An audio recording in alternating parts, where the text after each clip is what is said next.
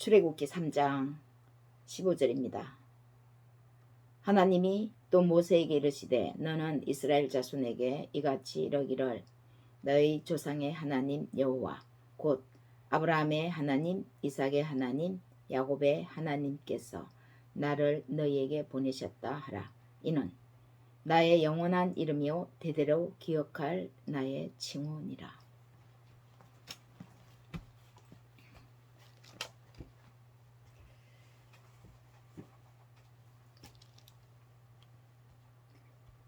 하나님으로 말미암아 세워지는 믿음의 가문이라는 오늘 제목으로 하나님의 말씀으로 은혜를 나누고자 합니다. 하나님께서 각자에게 크신 은혜를 내려주시기를 예수님의 이름으로 축복합니다.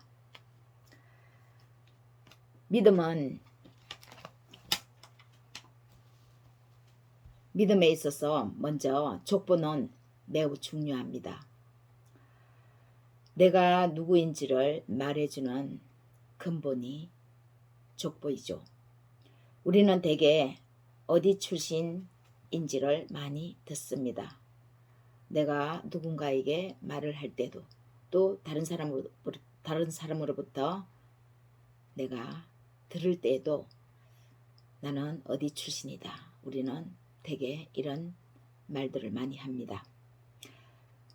그만큼 그 출신이 말하는 바는 다 그런 건 아니지만 보편적으로 보정수표가 되기 때문에 믿기 때문에 어디 출신이다 라고 말을 하는 겁니다.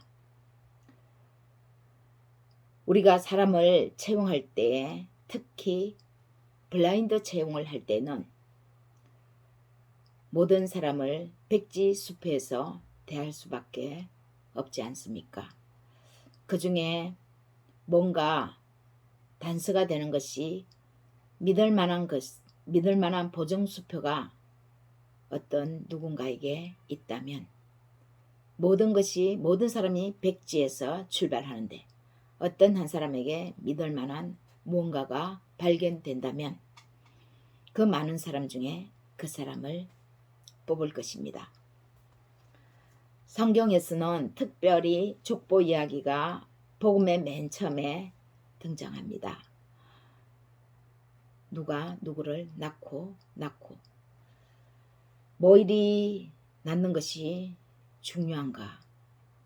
누가 누굴 낳고를 이리 열거를 해놓았을까 하는 생각이 매 성경을 읽을 때마다 들었습니다. 성경에서 강조하는 데는 이유가 있지 않겠습니까? 그것도 복음서, 복음의 맨 처음 시작했어요. 살아계시는 전능하신 하나님의 말씀이 바로 성경입니다. 복음서는 신약성경은 예수 그리스도께서 오심을 말씀하시는 말씀이죠. 살아계시는 전능하신 하나님의 역사를 인류사에서 나타내는 것, 바로 그것이 역사인데 그 역사를 기록하기 때문에 성경에서 이렇게 강조하고 있는 것입니다. 살아계신 하나님으로부터 말미암았다면 인류의 역사가 족보 이야기에 실린 그 가문도 살아계신 하나님으로부터 하나님의 역사 속에 들어와서 살아있는 믿음의 가정이라는 중요한 의미를 나타내는 것이죠. 그래서 성경에서 하나님의 역사를 말함에 있어서 족보 이야기는 매우 중요합니다. 어디에서 출발한 것인가? 누구로부터 말미암은 것인가? 그래서 성경의 이런 족보 이야기는 우리의 일반적인 가정의 족보 이야기와는 많이 다르고 또 참으로 중차대합니다. 하나님의 역사이기 때문에 그렇죠. 오늘 말씀을 보면 모세를 부르십니다. 어떤 방식으로 부르시는지요. 15절 말씀 다시 한번 우리가 말씀을 보겠습니다. 하나님이 또 모세에게 이르시되 너는 이스라엘 자손에게 이같이 이르기를 너희 조상의 하나님 여호와 곧 아브라함의 하나님 이삭의 하나님 야곱의 하나님께서 나를 너희에게 보내셨다 하라. 이는 나의 영원한 이름이요 대대로 기억할 나의 칭호니라. 하나님이 모세를 부르시면서 이스라엘에게 보내시려고 합니다. 하나님의 백성을 노예에서 구원하시려고 모세를 부르시는 거죠. 그럼 모세가 이스라엘 백성들에게 가야 하지 않겠습니까? 어떻게 갑니까? 무턱대고 가면 누가 모세를 받아들이겠습니까? 또 누가 믿겠습니까? 그래서 가서 말하라고 하는 거죠. 자신이 누구인가? 어떻게 해서 왔는가? 누구로부터 무엇으로 부름을 받고 왔는가? 말하라고 하는 것입니다.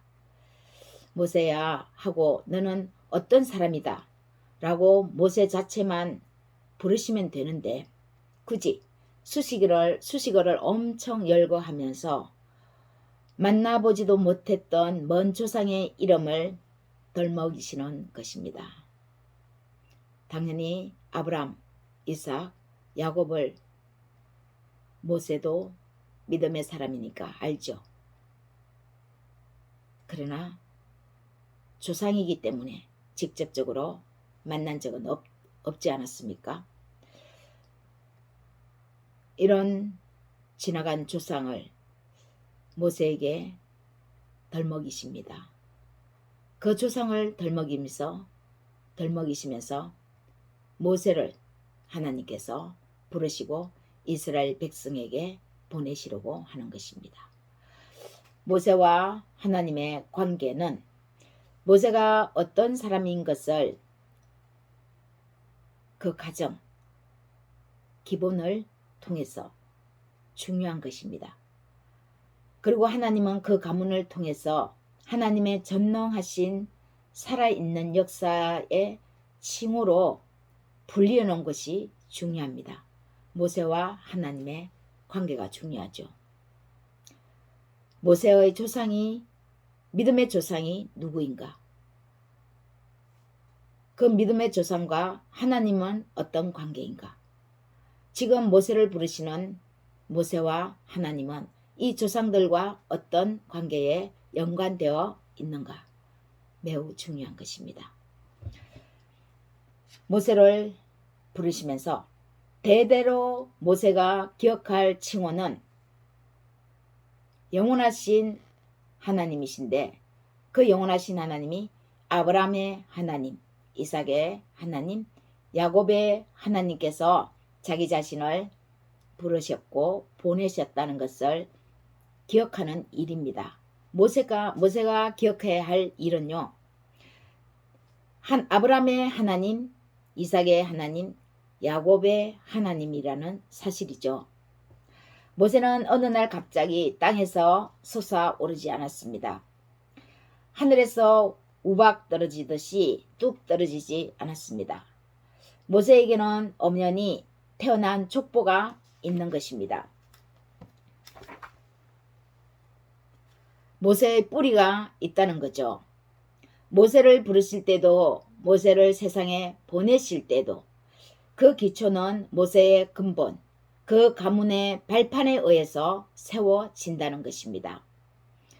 한 사람이 세움을 받을 때에 그 가문을 하나님은 기초로 삼으십니다.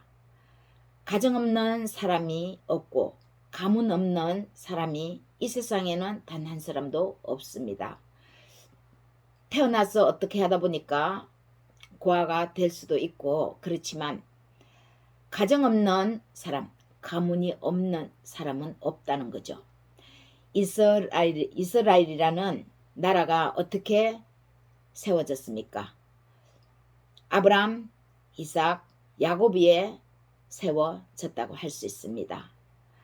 이스라엘이 세워지는데 이 세 사람이 없었다면 이스라엘은 건국도 없습니다. 이스라엘은 나라가 없다는 거죠. 아브라함과 이삭과 야곱으로 말미암지 않았으면 이스라엘이라는 나라가 건국되지 않았다는 것입니다. 이 세 사람을 통해서 하나님은 이스라엘을 건국하신 것입니다. 하나님의 백성도 이 세 사람이 없으면 없습니다. 하나님의 백성이 진정 하나님의 백성으로 될 수 있었던 것은 이 세 사람의 믿음의 삶, 신앙의 체험의 삶이 있었기 때문입니다. 모세는 나 같은 선지자 한 사람이 나올 것인데 너희는 그의 말을 들으라고 했습니다. 약 2000년 후에 예수님은 오셔서 모세의 말을 그대로 인용하십니다. 나는 아브라함의 하나님이요 이삭의 하나님이요 야곱의 하나님이로라 하신 것을 읽어보지 못하였느냐. 아브라함의 하나님, 이삭의 하나님, 야곱의 하나님이라고 자신이 그렇게 불려진다는 것을 읽어보지 못했냐고 추궁합니다. 질책합니다. 구약의 기록을 인용한 것이죠. 모세의 말입니다. 그러면서 자신은 하나님은 죽은 자의 하나님이 아니요 살아있는 자의 하나님이시라고 말씀합니다. 죽은 자의 하나님이 아니라 살아있는 자의 하나님이시다. 하나님을 누가 살아계신 하나님이라고 이렇게 칭합니까? 아무나 이렇게 칭할 수 있습니까? 살아계신 하나님. 일반적으로 하나님을 모르는 사람은 하나님을 부르기도 합니다. 그러나 어떻게 부릅니까? 그냥 하나님이라고 부르죠. 예수님의 이 인용문은 부활 때에 우리는 어떤 모습에 처해지는지에 관해서 이야기하시면서 말씀하시는 장면입니다. 부활 때에 우리가 하나님 앞에 어떤 모습으로 나타나는가? 모세는 예수님을 바로 이해하고 알고 있었습니다. 후에 나타날 그 영광을 믿음으로 예수님을 보았던 것입니다. 그래서 자신처럼 그런 사람이 한 사람이 나올 것이라고 미리 예언한 것이죠. 그런데 모세의 율법을 배우고 따른다는 유대교의 유대인들은 모세의 율법을 제대로 이해했을까요? 정작 모세의 글을 읽으면서 그렇게 달달달달 읽으면서 모르는 것이 없으면서 그 뜻은 제대로 알지 못하고 있었습니다. 모세 때도 그랬고 예수님이 모세의 글을 인용하시는 것도 가문, 출발선상에 있는 우리의 믿음을 말씀하시는 것입니다. 아브라함의 하나님, 야곱의, 이삭의 하나님, 야곱의 하나님. 이 세 사람은 다 하나님 앞에서 살아있는 사람들이었습니다. 세계의 역사는 하나님의 역사입니다. 인정하든 인정하지 않든 하나님의 역사입니다. 하나님의 섭리 가운데 다 일어나고 있는 것이죠. 모르는 사람은 모를 뿐입니다. 하나님의 역사를 이루어 가시면서 작은 단위의 한 가정에서 하나님은 그 출발점을 삼으십니다.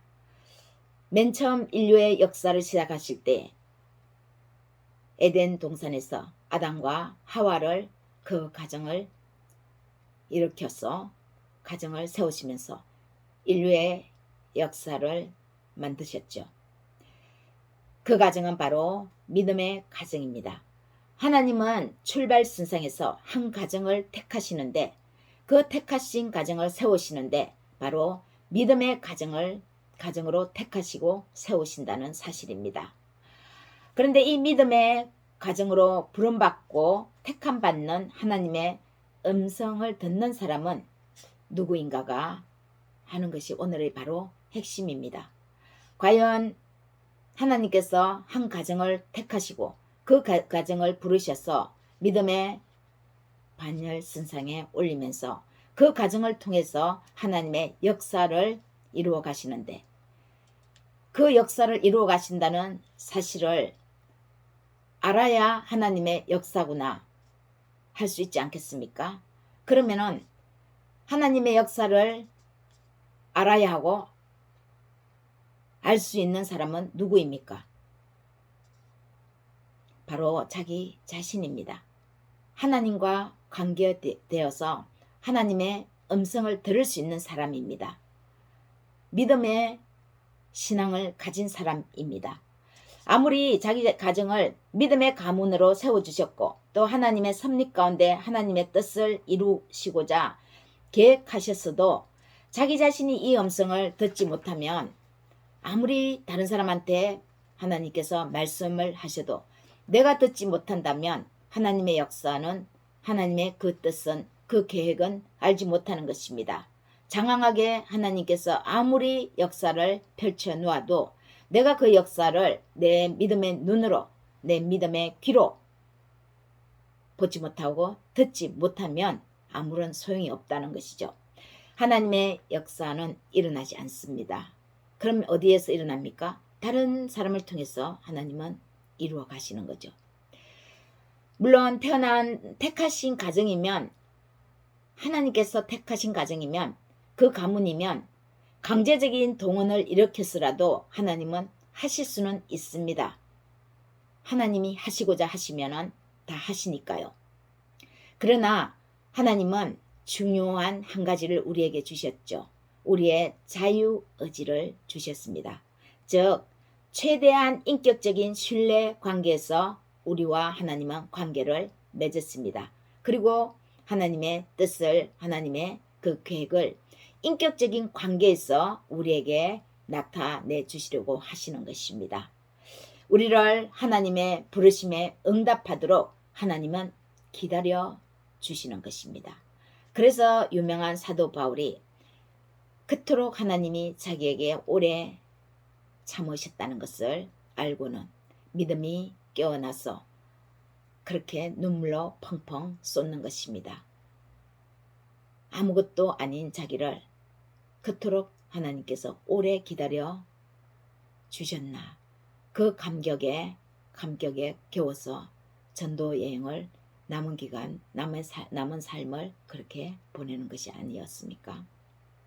아브라함의 하나님, 이삭의 하나님, 야곱의 하나님은 개인적으로는 조상입니다. 모세에게도 조상입니다. 우리에게는 개인적으로는 아무런 상관이 없죠. 그러나 하나님 안에서 부활하심의 영생을 얻은 것은 그 개인의 가정을 초월한 하나님의 역사적 인물의 하나님 나라의 한 사람들에 속합니다. 아브라함, 이삭, 야곱은 그 개인의 가정을 초월해서 하나님의 역사적인 그 인물 속에 들어간 사람들이라는 것이죠. 모세를 부르시는 이 장면, 모세를 찾아오시는 이 시간과 공간의 의미는 무엇입니까? 우리는 모세를 부르시는 장면, 시간, 공간의 의미를 우리의 신앙으로 말미암아 우리의 삶 속에서 우리는 정립해야 합니다. 찾아야 합니다. 우리의 삶에서 우리는 찾아내야 합니다. 모세가 하나님의 영생을 얻었다는 그 결과를 우리도 우리의 삶에서 발견해야 되는 것이죠. 아브라함, 이삭, 야곱으로 이어지는 믿음의 가문은 모세를 통해 가정의 가문을 믿음으로 부르시고 세우시는 것뿐 아니라 그 가문은 하나님 앞에서 영원히 세워졌음을 하나님이 선언하시는 것입니다. 모세를 부르신 것은 모세를 통해서 모세의 가정, 모세를 닮아서 이어지는 그 믿음의 가문으로 이어진다는 것이죠. 사랑하시는 여러분, 결국 믿음의 가정, 믿음의 가문을 물려받는 것은 우리의 믿음입니다. 그런데 만약 아브라함, 이삭, 야곱의 조상을 기뻐하지 않고 존중하지 않는데 모세를 부르시고 모세를 이스라엘 백성들에게 보내셨을까요? 모세는 아브라함, 이삭, 야곱의 하나님을 몹시 동경하고 그 믿음을 본받으려고 애썼을 것입니다. 그 믿음이 면면이 세 사람의 믿음이 모세에게 흐르고 있는 것을 하나님은 아셨을 것입니다. 그래서 우리는 참으로 믿음을 가졌다면, 참 믿음을 가졌다면 우리의 마음가짐, 마음 자세가 중요합니다. 우리의 조상을 존중하고 그분들의 삶을 소중히 여겨서 그 뒤를 잇는 우리 자신이 하나님의 역사의 부르심에 서 있도록 해야 합니다. 우리의 부모님이 설령 미흡한 부분이 있다 하더라도 우리 부모님을 택하시고 우리 부모님을 우리에게 조상으로 주신 것을 감사하게 생각해야 하는 것이죠. 그들의 삶을 존중하고 그들의 삶을 개성시켜야 하는 것입니다. 한 번 왔다가 한 번은 가야 하는 인생입니다. 조상들의 믿음, 그분들의 삶을 소중하게 여겨서 우리의 삶에 잘 녹여서 하나님의 역사의 한 페이지가 되도록 우리는 믿음으로 삶을 살아내야 합니다. 그리고 우리 자녀들에게도 믿음의 가문으로 잘 물려줘야 합니다. 예수 그리스도의 이 한량없는 사랑하심이 믿음 안에서 저와 여러분에게 영원하시기를 예수님의 이름으로 축원합니다.